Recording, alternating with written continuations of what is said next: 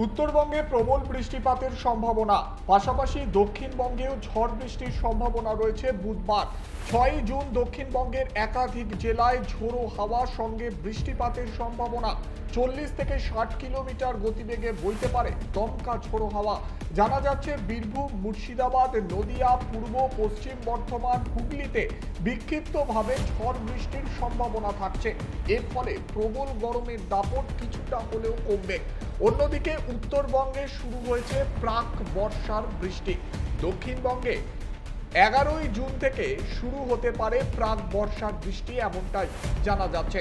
ইতিমধ্যেই আলিপুর আবহাওয়া দপ্তর সূত্রে যে খবর জানা যাচ্ছে, কেরল পেরিয়ে দক্ষিণ পশ্চিম মৌসুমী বায়ু কর্ণাটক ও অন্ধ্রপ্রদেশের কিছু অংশে পৌঁছাবে 2-1 দিনের মধ্যেই। অর্থাৎ মৌসুমী বায়ু প্রবেশ করবে উত্তর পূর্ব ভারতের রাজ্যগুলিতে। বাংলাতেও প্রবেশ করবে মৌসুমী বায়ু, তার ফলে শুরু হবে বর্ষার বৃষ্টি। এখন থেকেই প্রাক বর্ষার বৃষ্টি শুরু হয়েছে উত্তরবঙ্গে।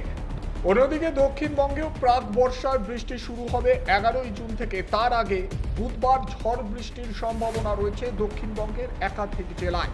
এর ফলে তাপমাত্রার পারদ কিছুটা হলেও কমতে পারে, এমনটাই বলছে আলিপুর আবহাওয়া দপ্তর।